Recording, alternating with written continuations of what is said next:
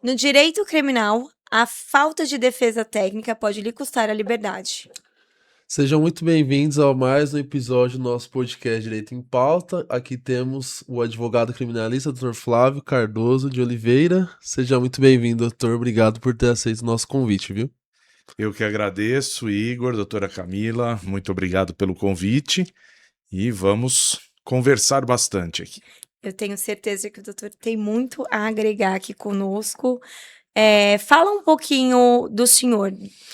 Apresente-se para quem está em casa. Bom, eu sou advogado criminalista há 20 anos, 26 anos, melhor dizendo, e tenho minha formação em letras também antes do direito.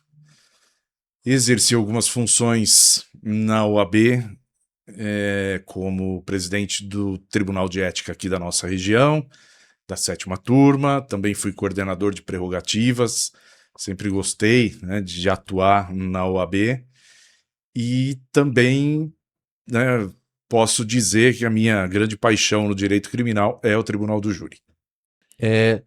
Já que tocou na questão do júri, acho interessante a gente comentar esse tema.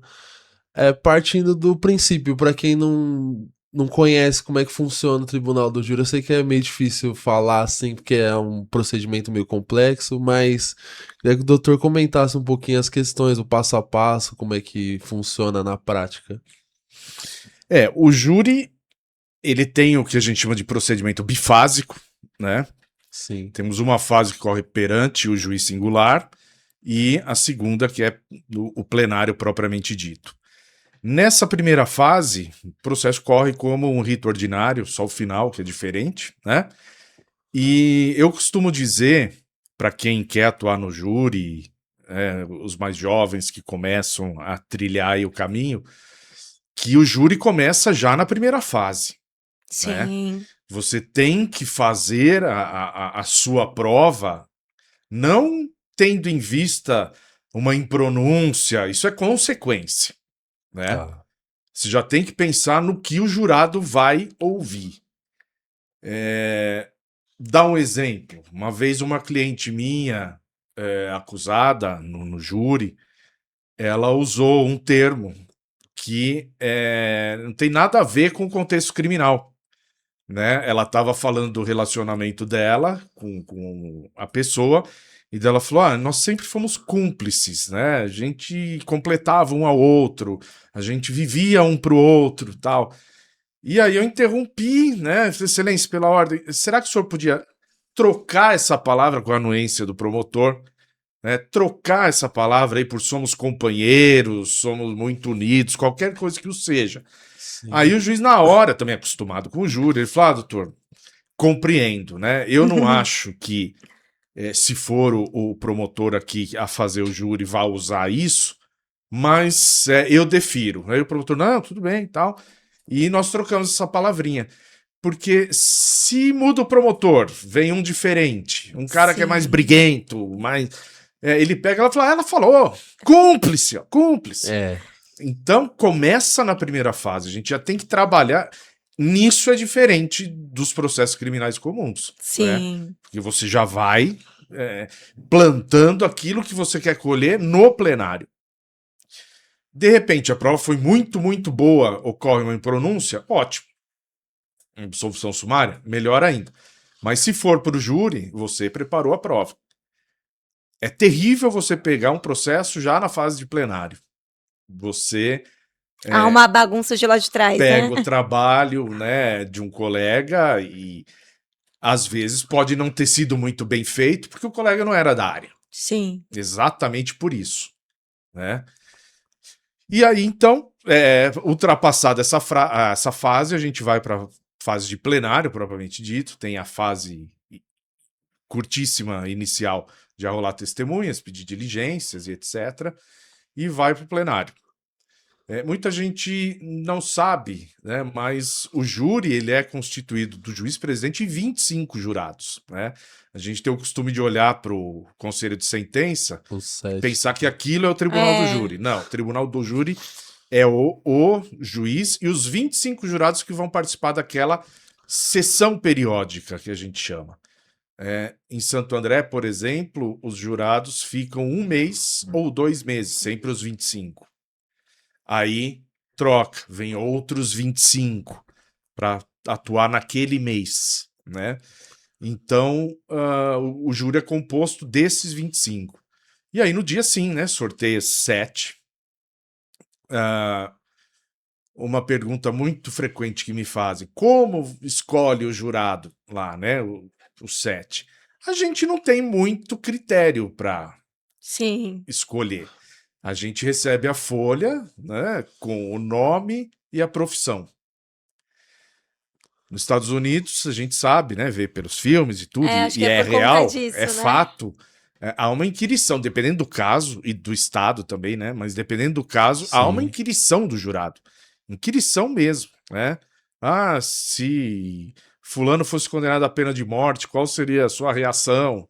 Mas, eu acho que ele tinha que ser fritado mesmo. Então a defesa já arrisca, né? E por aí Sim. vai. A gente não tem isso.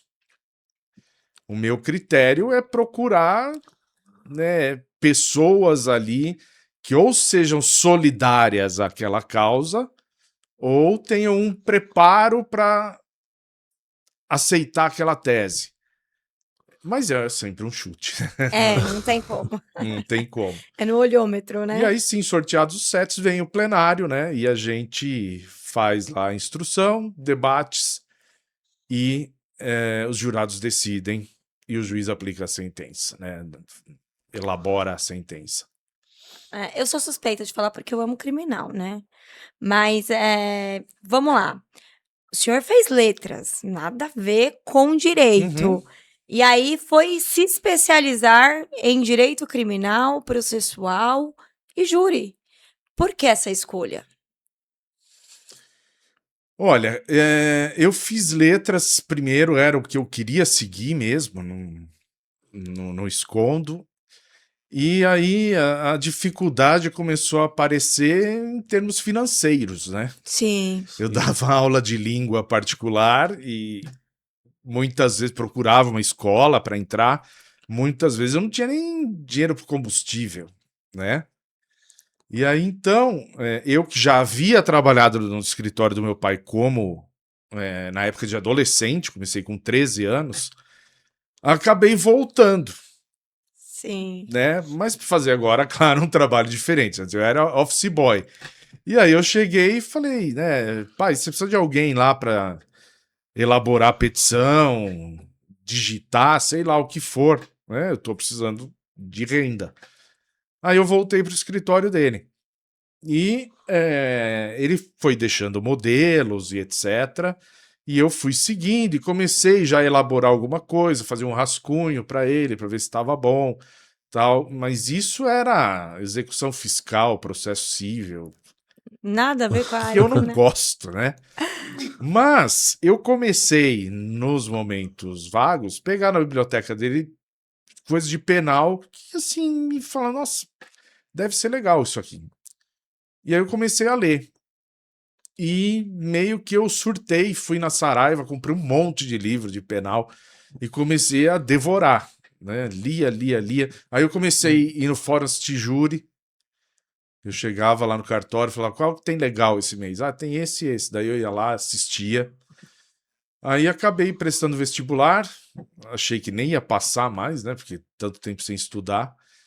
Entrei já para fazer área penal. Em momento algum, eu questionei isso durante a faculdade. Em momento algum. Era o que eu queria fazer. Tinha matéria legal na faculdade? Tinha. Gostava de administrativo, gostava de família.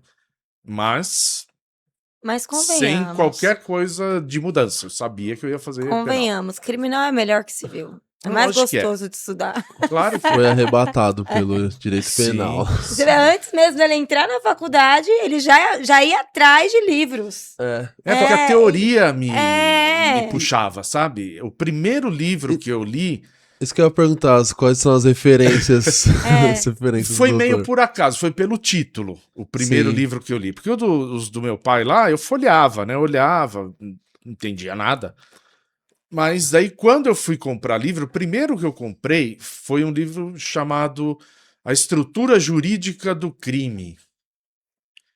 E aí eu mostrei pro advogado que trabalhava com meu pai, falei, eu comprei esse livro. Ele, pô, esse é o autor aí, perdão, mas eu não lembro qual que era o autor.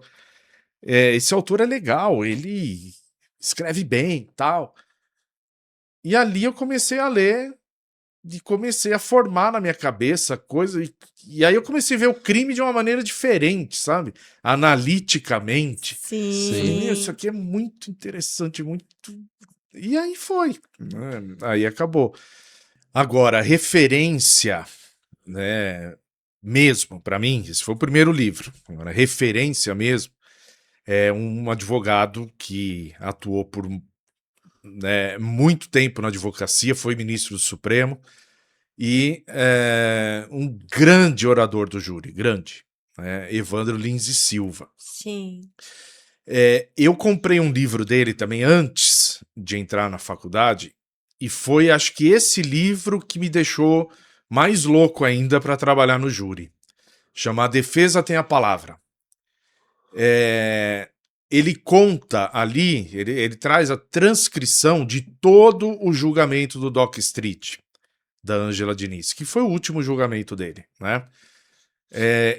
Tudo, ele transcreveu toda a gravação que foi feita da audiência, então 80% do livro é isso. Mas essa, para mim, não é a parte interessante. O que é interessante mesmo são os 20% que ele escreveu antes dessa narração aí do júri. Ele fala para os jovens advogados.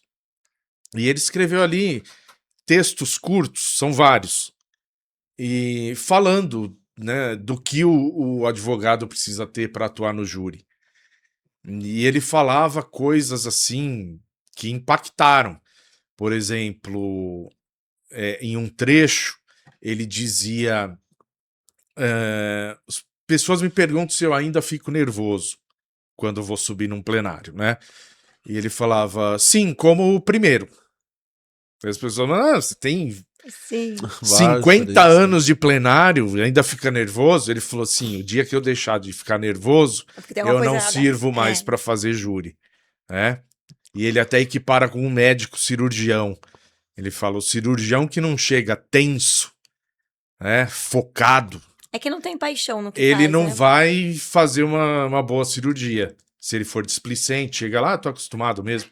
Não dá certo isso. Verdade. Então ele escrevia várias coisas ali que para mim foi uma referência, sim.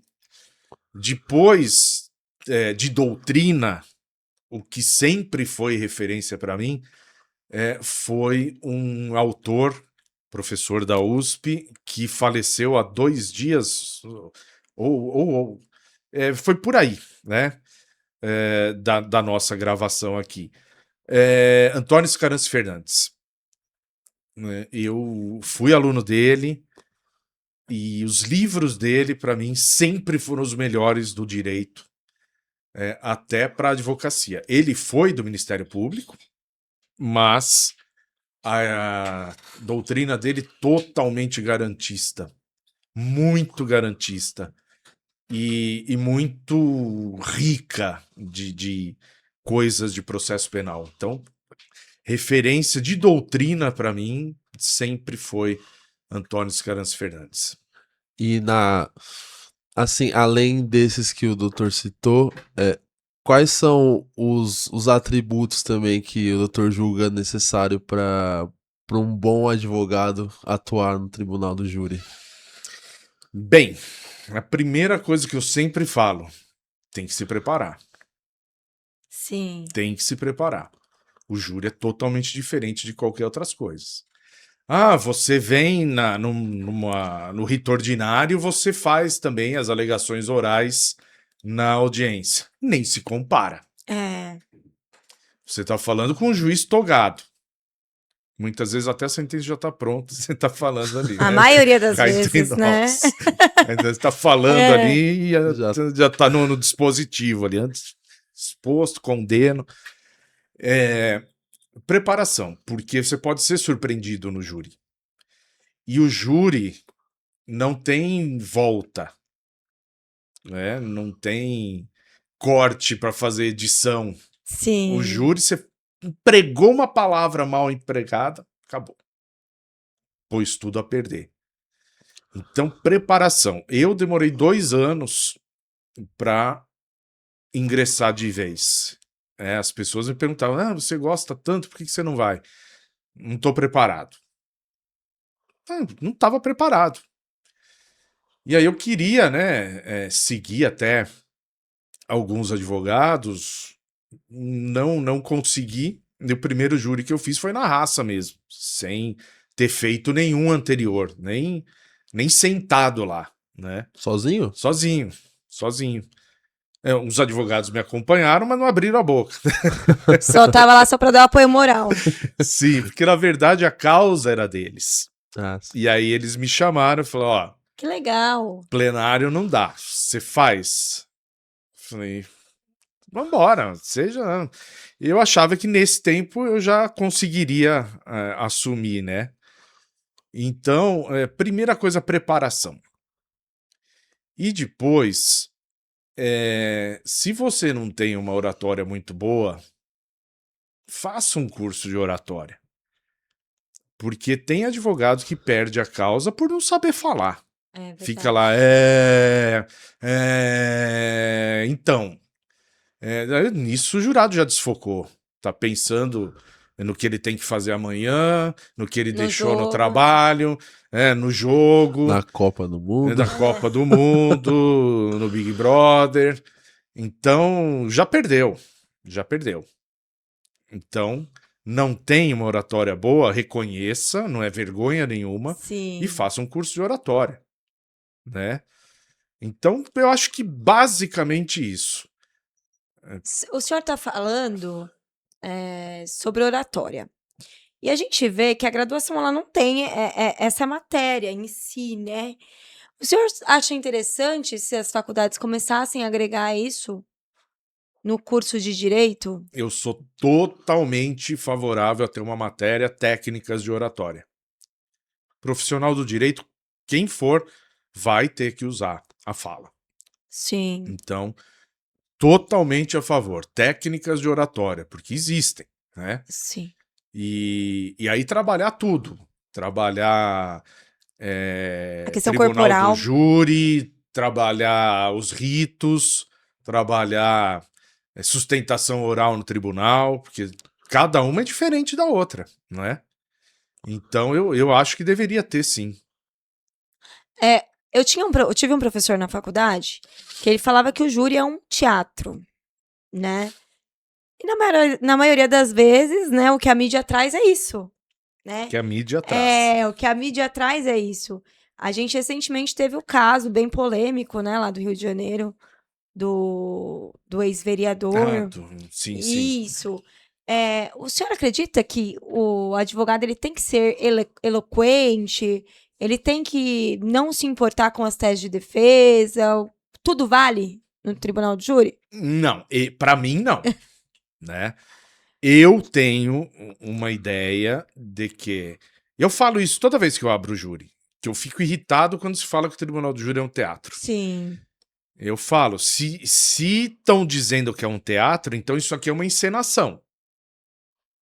Eu enceno, o promotor encena e vocês digam o que mais gostaram pelo conteúdo artístico, né? E não é assim, né? E nessa hora que eu falo, tem uma pessoa ali sentada, né? Igual a eu, você, né? Ele praticou crime, ele não é igual a mim. Sim, é igual a mim, sim.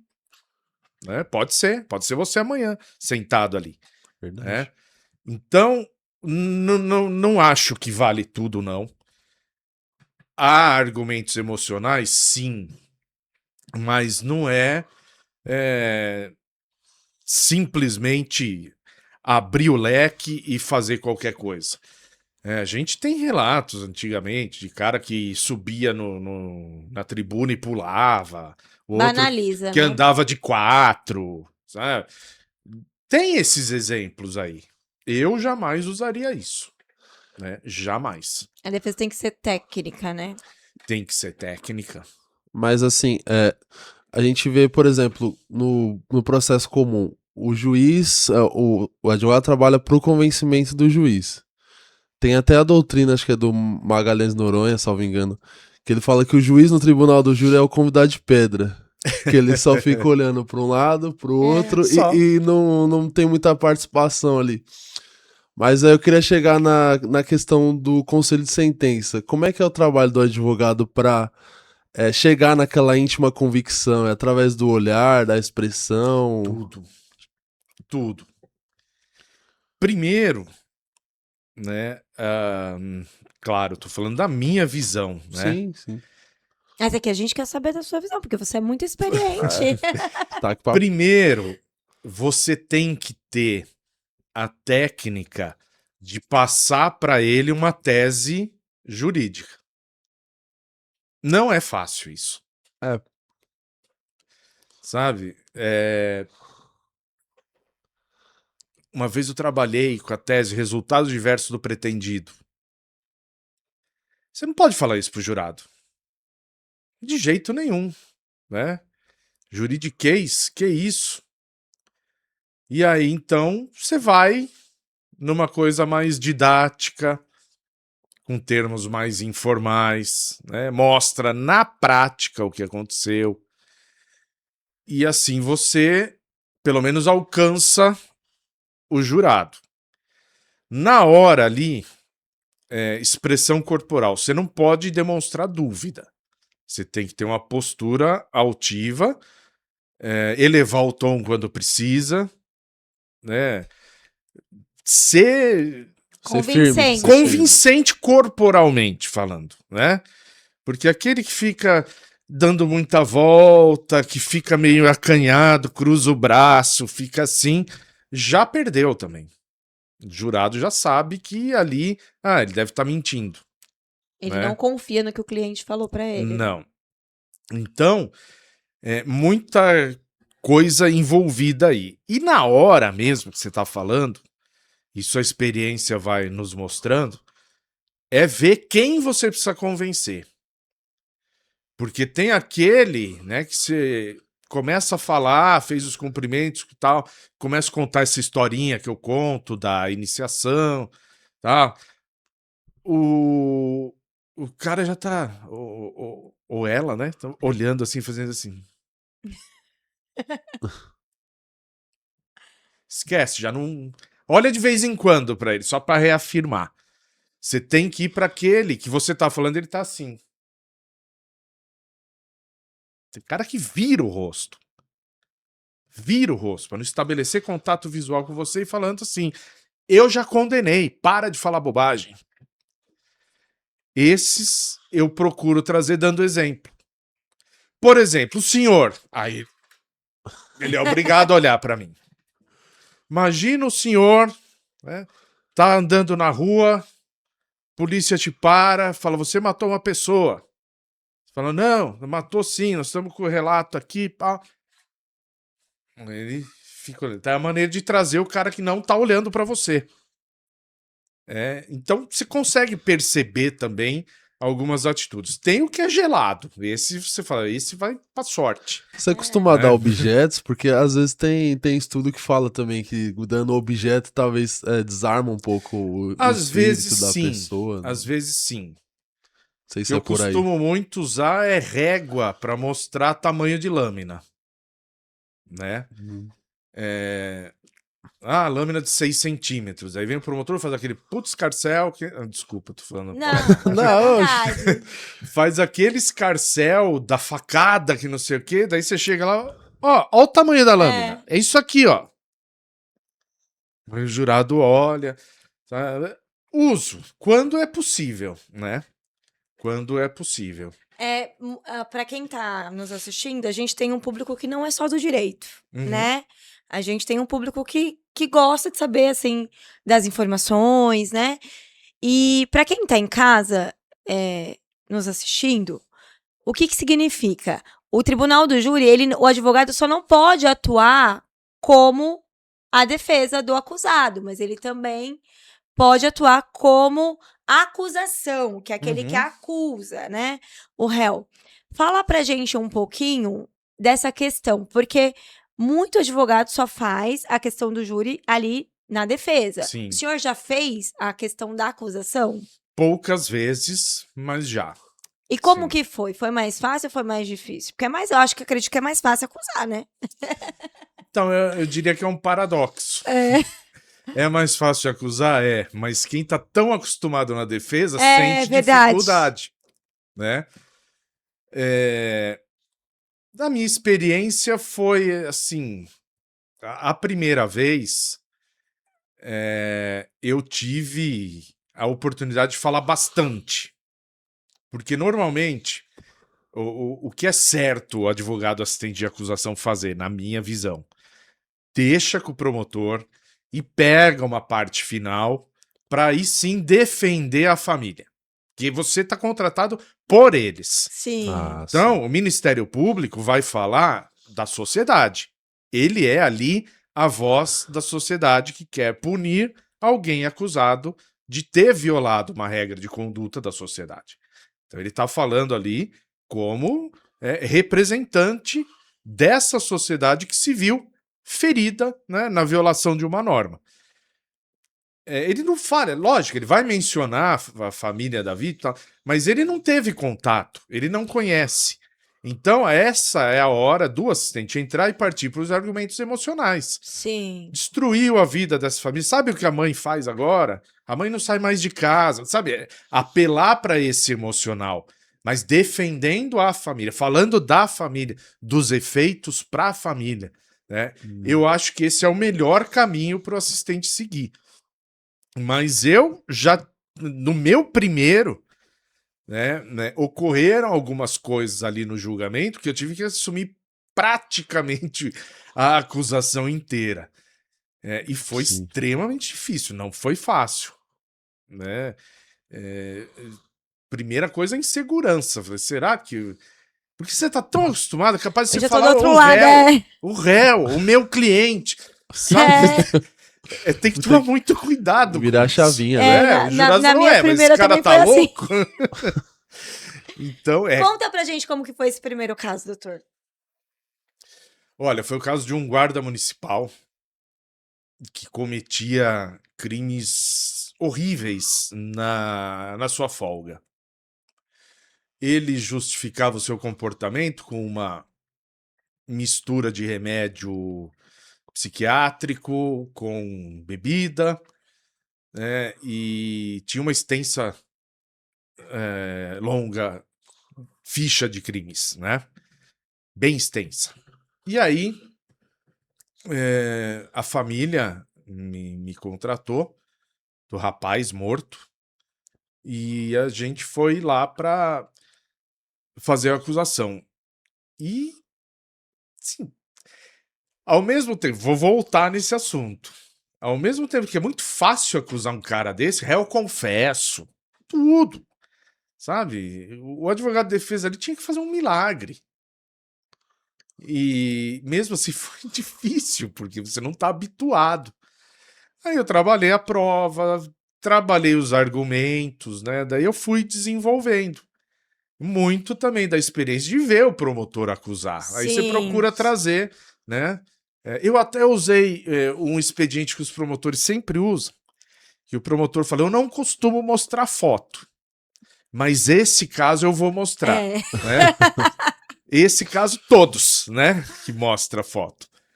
E eu falei até do mesmo jeito, eu falei, agora eu vou... Incorporar. Vou A utilizar promotora que eu acompanhei, ela começou até a rir. Eu olhei pra ela, ela começou a rir. Porque eu falei, olha, né, eu não acho certo mostrar foto. Mas nesse caso aqui eu vou ter que mostrar. Eu usei o mesmo argumento do MP. Então, aí eu comecei a me sentir mais à vontade. Foi interessante, bem interessante. O doutor, assim, a gente percebe que tem bastante experiência, são muitos casos, assim.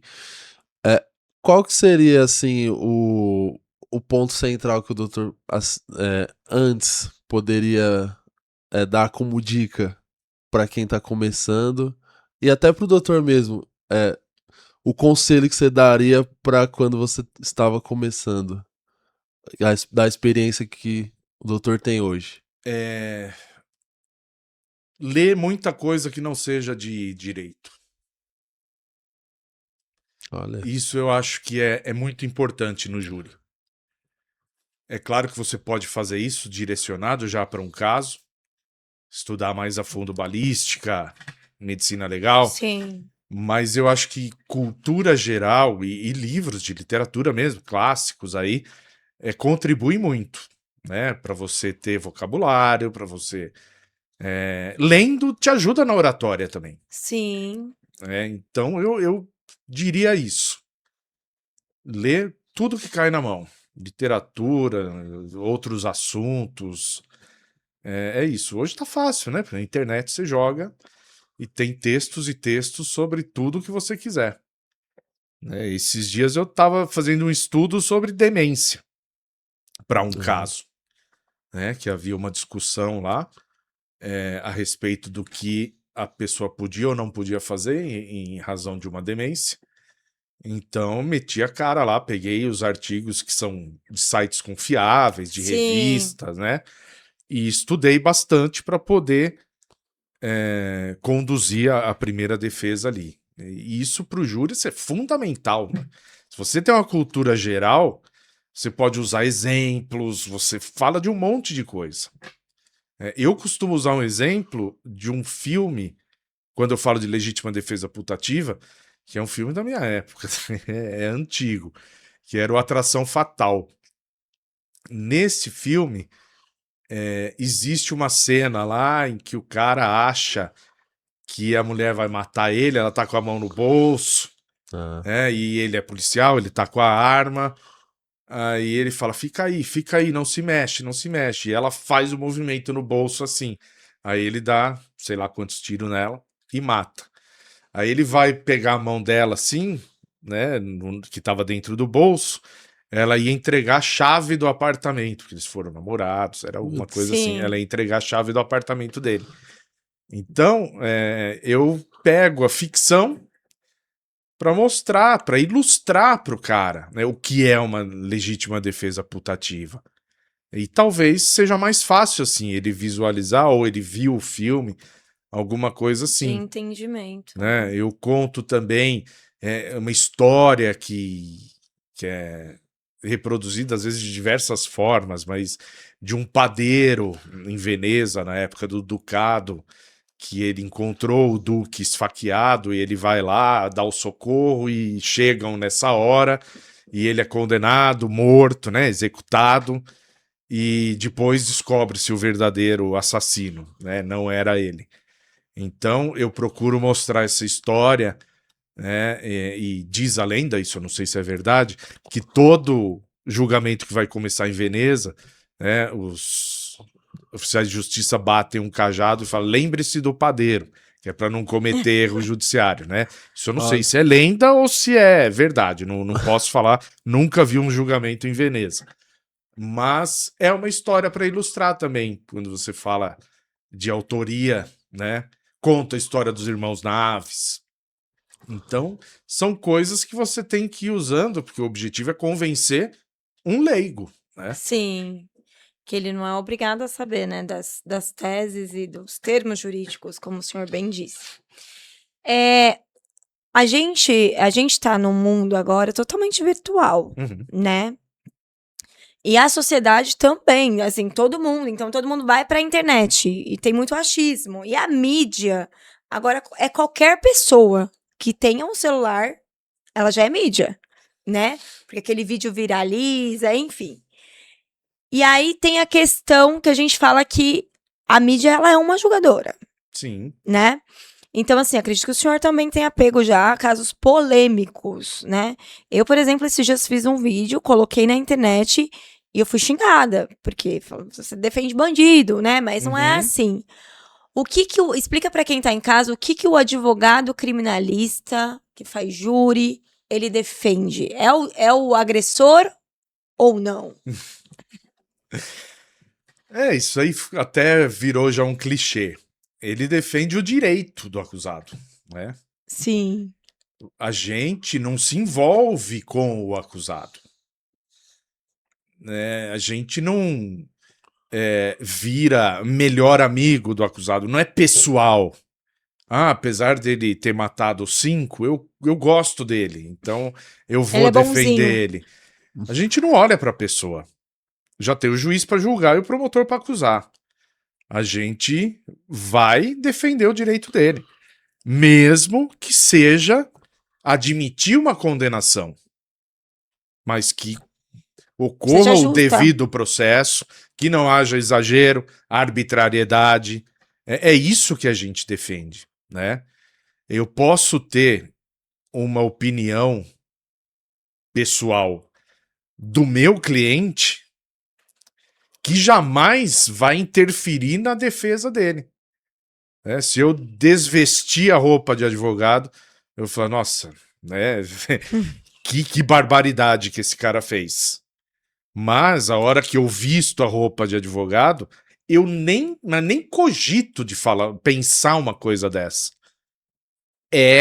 A razão tá com ele, a gente tem que convencer isso, aquilo, porque é direito, a gente está discutindo o direito, o fato através da leitura do direito. Então, é isso que a gente tem que convencer, mas é muito difícil mostrar isso para a sociedade. Sim. Muito difícil. Porque a primeira relação é advogado de bandido, se é do PCC, você ganha dinheiro à custa de crime. E, nossa, um monte. Já ouvi muita coisa. Muita coisa. Aliás, em 2 júris, eu já tive que sair escoltado do plenário. Eita. Poxa, Porque a família da vítima queria me pegar. Então, você vê como essa coisa atinge patamares até que são perigosos até. Né? 2, sabe? Da polícia chegar e falar, doutor, vou te levar até o carro. Onde tá teu carro? Ah, tá tal lugar. Eu vou te levar até lá. E sair e a família tá lá esperando mesmo na calçada. Uhum. Né? Então, Sim. essa visão é muito difícil de mudar, né? Até porque mídia trabalha com aquilo que vende, né? Então você pega um desses apresentadores de programas sensacionalistas, ele mesmo contribui, né? Ele fala do advogado, ele é meio irônico com o advogado, sim. sabe? Tinha um cara que apresentava, sei lá se era o Bom Dia São Paulo, o SP1, eu não lembro o nome do jornalista, que eu lembro uma vez que tava falando de um crime ali, daí ele falou, mas logo aparece um advogado aí já para entrar com habeas corpus, tipo, né, criticando. Ué, A OAB interveio, fez nota, fez um monte de coisa, teve repercussão isso. Mas isso daí é eu já vi vários, sabe, falar advogado porta de cadeia e não sei o quê. Então é isso, a gente tem que lutar contra isso também. Sim. o doutor mencionou a questão de quando teve a participação como assistente de acusação e tomou até o jargão do MP Uhum. a respeito da foto, né? O doutor chegou a verificar algum júri assim que não participou, mas que viu ali como telespectador que às vezes o advogado soltou alguma expressão que aí marcou o doutor e falou, ixi, dessa forma aí vai ser complicado. O cliente vai ser. Eu não diria por uma expressão. Contexto, Eu talvez. vi um júri uma vez em que o advogado foi surpreendido com a mudança do réu. Ali, nitidamente, eles tinham combinado alguma coisa, uma tese, e ele chegou em plenário e confessou. Era um advogado jovem, né? E eu Sim. comecei a ver, assim, eu percebi a movimentação. Eu falei, deu. Porque desmontou o cara. Desmontou. Ele começou a falar e, sabe, não dava. E aí, numa dessa, o juiz tem que dissolver o conselho de sentença, né? E declarar o réu indefeso. E ali, nitidamente deu para ver que o juiz não quis fazer isso. Poxa, um jovem advogado, né? E aí conversaram tal, e a pedido dele acabou dissolvendo o conselho de sentença. Foi mais ou menos assim que resolveu, né? Mas sem ofício para a OAB, nada. O juiz até ficou, né, solidário a ele. Mas é aí que eu falo da preparação, entendeu? Você tem que estar preparado pra Tem, já tudo, aconteceu né? comigo isso também. Ah, é? Vai lá dentro e fala, então assim assado, beleza? Tá? Você já falou isso 2 vezes, tem que manter isso. Tá. Senta lá, fiz. Mas como agir nessa situação? Não dá pra Tem Você que só se tem que virar. ajudar com a Tem que se qualificadora, virar. né? Enquanto o promotor fala, você busca outra tese ali, você vai buscar Tirar um a caminho. qualificadora, alguma Vai coisa. buscar um caminho. Não tem jeito. É a mesma coisa que o processo, né, de vara singular, sabe? Às vezes você olha ali, não tem uma defesa, nada. Mas você tem que inventar alguma coisa que seja Você ali. tem que tirar leite Com de pedra. fundamento, lógico, não pode ser nada bizarro, né? Com fundamento, mas tem que achar. E aí, nesse júri, eu fiz isso. Se eu não me engano, eu não lembro exatamente, mas acho que eu fui para um privilegiado. Sabe? Apesar dele ter confessado, feito isso, eu comecei a puxar lá o comportamento da vítima e tentei ir para esse lado. Eu acho que foi assim. Mas preparo, você tem que estar preparado. Ah, mas só experiência traz isso. Sim, em parte é verdade. Mas se você tá bem preparado, você lida melhor com uma situação dessa. Você não se assusta, né? Você lida melhor com uma situação dessa do que simplesmente travar, né? E que pode acontecer. E me fala uma coisa, o senhor falou na outra pergunta, na outra resposta, sobre a OAB. O senhor foi presidente, né, do Tribunal de Ética aqui de São Sim, Bernardo. da 7ª turma. Isso, como que foi essa experiência? O senhor foi muito amado pelos colegas? Muito. Conquistei várias inimizades, isso eu posso te Imagino. dizer. Várias. Eu já era do Tribunal de Ética, já era relator desde 2008. Só um período, uma gestão só, que eu resolvi mudar de ares e fui ser coordenador de prerrogativas da nossa região aqui. Encerrado o meu mandato ali, na gestão seguinte já fui reconduzido para o TED e voltei para o TED. Era onde eu me sentia mais confortável. Eu defendia os advogados lá na questão da prerrogativa, com tudo, né? Mas é bastante complicado isso daí também, né? Não pela inimizade que você arruma com a autoridade, mas às vezes colegas que não têm razão, né? E brigam, que acham que tem razão. A função de um defensor de prerrogativas, seja o coordenador, seja o presidente de comissão, não é defender todo mundo a qualquer preço. Sim. É analisar, né? Tanto que existem processos que correm na coordenadoria. Eu venho lá e falo, eu quero um desagravo. Então, vou fazer um desagravo. Passa por um processo. E aí defere ou não defere. Não é nada assim feito. Então, eu enfrentei muitos problemas assim. Aí veio o advogado, me procurou, não, porque a prerrogativa tal. Deixa eu ver. Aí era uma briga entre colegas. Poxa. Eu falei, não tem isso. Se a sua prerrogativa, então, está sendo ofendida, do outro Ah, também, tá? não tem como. Como é Como que que o AB resolve? vai se posicionar frente a um... Ah, eu gosto mais desse, eu gosto mais Isso desse. é tribunal de ética. Representa o colega e vai resolver lá. É isso. Na prerrogativa é autoridade, né? Então, foi uma experiência ali, válida, gostei, mas a minha casa era o TED. Eu voltei para o TED.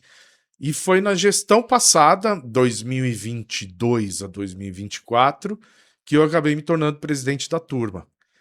E é também uma coisa totalmente diferente do relator. O presidente ali, ele tem a função de instaurar ou não o processo, Sim. né? É uma grande responsabilidade isso daí. Conduzir a sessão, que também é coisa que muitos até falam isso dos relatores. Você tem que ter uma bagagem, porque surge coisa na sessão que você tem que resolver na hora também. De repente o cara vem, bota uma preliminar ali, questão de ordem pública, e alega uma nulidade ali. E você tem que pegar o processo ali e decidir na hora. Não dá pra você falar, eu vou te tirar de pauta, né? É resolver na hora. Então, tem que ter uma bagagem do TED também. Mas, assim, foi muito interessante, foi muito bom. Acho que eu cumpri bem minha missão. As mudanças do processo penal. Verifica-se que antes tinha o tal do protesto por novo júri. Uhum. Eu usei eu- isso daí, cheguei a usar. Eu confesso que eu não peguei, e como se tratar de uma norma já revogada, eu não tive muito interesse para estudar. Aí sempre quis Entender. perguntar para um advogado criminalista que tem essa ênfase em tribunal de júri, o que é o protesto por novo júri? Era uma simples petição dizendo a pena. Tão simples. Sim, eu até. A história do único que eu usei na minha vida, o escrevente de plenário ali, o que ficava no plenário, ele era meu amigo, a gente fez pós juntos. Sim. E ele sempre elogiava meu trabalho, tal, coisa de amigo, né? E aí então eu falei aqui, foi uma pena altíssima, acho que foi de 24 anos e tinha que ser acima de 20, né? Foi 24 anos e aí eu falei, vou usar o protesto. Aí ele, pô, tô louco pra ver, porque eu nunca vi tô louco pra ver sua petição. Aí ele me procurou depois e falou, pô, eu fiquei todo empolgado pra isso? Você escreveu 3 linhas? Eu falei, é claro, não tem argumento. Não tem argumentação. Eu falava assim, o cara participou, foi julgado pelo tribunal do júri, foi imposta a pena de 24 anos. Com a pena acima de 20 anos, tem ele o direito a um novo julgamento. E requer o novo julgamento. Era isso. Né? E nesse caso, era uma chacina. Ele foi condenado, eu entrei com protesto, foi para novo julgamento e ele foi absolvido no novo julgamento. Olha, aí, ó. O protesto funcionou. foi eficaz. Ele foi condenado, naquela época contava até o fim, foi condenado por 4-3 e absolvido por 4-3. A promotora recorreu, o tribunal falou, olha, 4-3 condenando, 4-3 absolvendo, no mínimo significa uma dúvida. Exatamente. Então, mantém o julgamento. Ele foi absolvido. Exatamente.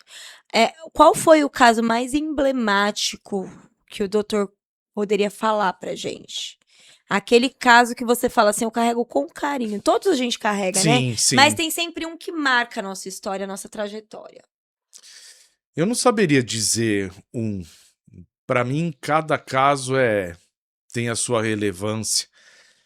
Mas um que eu costumo até falar em palestra, quando eu dou palestra sobre júri, para mostrar, né, como a coisa acontece. Eu defendi uma jovem uma vez que matou o filho de 17 dias. Poxa. De uma forma bem horrível, com asfixia, tesoura. As fotos eram horrendas, né? Horrendas. E aí então havia um laudo no processo de inimputabilidade. Ela era usuária de crack, assim, último nível, já estava definhando, né? E os peritos concluíram que o cérebro dela já não tinha mais a atividade que deveria ter. E a morte da criança foi num pico. Tomou o pico, a criança devia estar chorando, e ela matou. Sim. Então o promotor fez todo o trabalho lá e, por último, ele mostrou as fotos. Com o mesmo argumento, né? Eu não costumo mostrar foto, ainda mais de criança, mas eu vou ter que mostrar. E mostrou. Aí ele sentou eu lembro que nem teve intervalo. O juiz já falou, doutor, tá com a palavra. Vocês imaginam a cara dos 7 jurados olhando pra mim? Eu era o pior monstro da face da Exatamente. Terra. É. O pior monstro, né? Esse cara falando, como esse cara tem coragem de defender uma monstra dessa? Mas aí você trabalha em imputabilidade. Eu lembro que eu fiz uma pesquisa gigante sobre efeitos de crack a longo prazo. Eu li tudo para os jurados, mostrei e tal. Falei, ela tem que ser internada. Não tem outra saída para ela. Se ela for condenada, né, imagina, na cadeia tem crack. Ela tá morta em sei quanto tempo. Se ela for para um hospital de custódia, pelo menos ainda se tem Tratamento, né? a ideia, por pior que seja, de um tratamento. Pelo menos fumar lá, ela não vai fumar, né? Então, aí, claro, as coisas começam a se assentar, você começa a mostrar o ponto de vista da defesa, e aí ela foi absolvida, né, impropriamente e imposta a pena de medida de segurança, né? Não a pena, a medida de segurança. Mas ele foi emblemático por isso, sim, pelo tipo de crime, né? Sim. Foi muito pesado trabalhar nesse caso. Tem algum caso que o senhor não pegaria? Olha, pelo crime, assim, não. Eu só não trabalho para facção, né? Sim. Isso, né, nunca quis, nunca trabalhei. Mas de crime, assim, não. Eu costumo recusar caso pelo cliente, não pelo crime em si, né? Às vezes tem cara que já chega e você vê e fala assim, você é um cliente problema, né? Sim.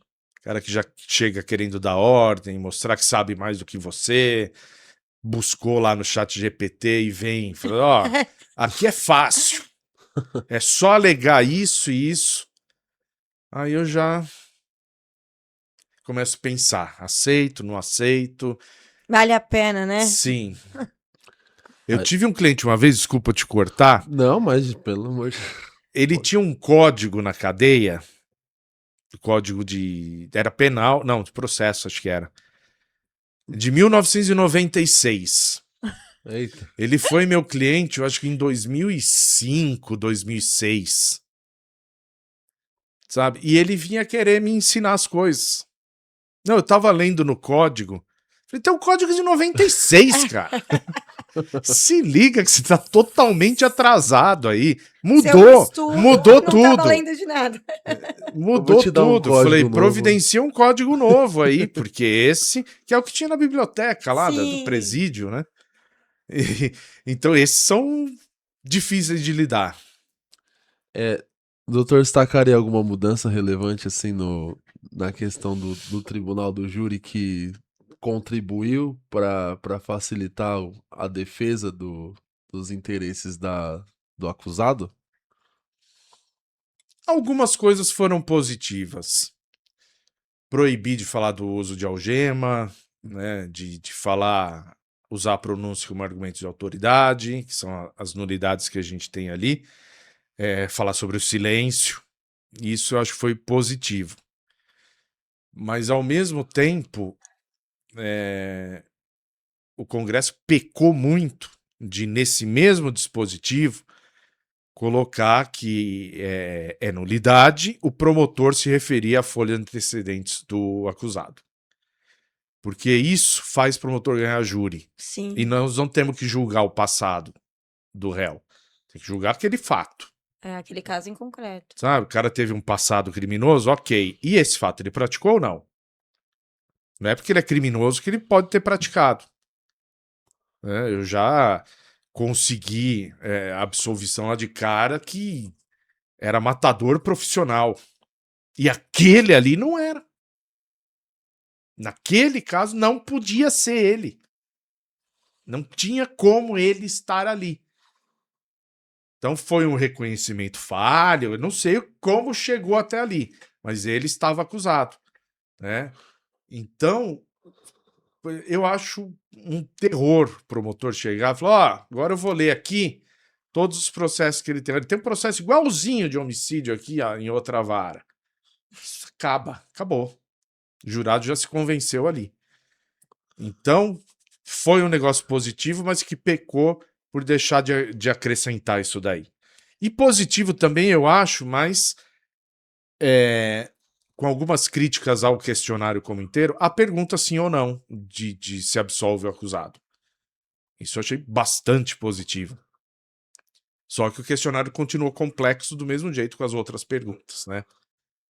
A ideia era simplificar, mas não simplificou. Mas é benéfica essa pergunta para a defesa. A gente já tá chegando pro final já do episódio. Infelizmente. Como é gostoso falar de crime. Ainda mais com quem tem autoridade no assunto, passa rapidinho, né? E a gente sempre deixa um espaço aqui no final pro doutor passar uma mensagem para quem tá nos assistindo, para mandar um recado ou para dar algum conselho, alguma orientação para quem tá iniciando, quem gosta do tema, ou um advogado mais novo, enfim, o doutor pode ficar à vontade para falar o que desejar nesse momento final. Perfeito. Para quem não é do direito, a minha consideração final nós não somos os advogados de bandidos. Nós defendemos pessoas que são acusadas de praticar um crime. E toda pessoa tem o direito de se defender e ser defendida por um bom profissional. Então, essa é a minha manifestação para quem não é do direito. Para quem é do direito, pretende ingressar, né, no tribunal do júri, principalmente, eu vou repetir aquilo que eu falei. Preparo. Preparo é o primeiro passo para ir para o tribunal do júri. Assistam júris, pede para sentar ao lado de advogado, né, e viva ali o calor do plenário, né, isso é importante. Sentar na tribuna, mesmo que não vá falar, mas sentar ali e sentir a tensão do advogado, sentir ele ali na hora, complementando argumentos, ajudando esse advogado com novos argumentos. Isso é importantíssimo. Então, quem deseja seguir nessa área, como eu falei também, né, ampliar a cultura geral, mas o preparo é a base de tudo. E eu quero agradecer muito o convite, esse bate-papo, foi muito bom, foi muito gostoso e foi um prazer estar com vocês. Muito obrigado. A gente que agradece, eu acho que vai ter que fazer outro episódio com o senhor, porque estou à disposição. 1 hora foi muito pouco pra gente poder falar sobre esse tema, porque é apaixonante mesmo. Sim. A gente quer te agradecer, tá bom? Muito por obrigado. o senhor ter aceito o nosso convite, Muito né, obrigado. se disponibilizado para ter vindo aqui para trazer informações para quem está nos assistindo, né? A gente vai deixar as redes sociais do doutor também para vocês seguirem ele. E a gente também quer agradecer a Thalita Doces. Ela enviou um bolo pra gente tomar café. A Sônia Salgados também, que enviou alguns quitutes pra gente. Então a gente quer agradecer. A gente vai deixar o Instagram delas aqui também. E é isso, pessoal. Espero que vocês tenham gostado. É muito bom falar de crime, doutor. Sempre. E até a próxima. Sigam a gente. Ativem o sininho aí no YouTube pra vocês não perderem nenhum episódio. E não esqueçam de dar o like.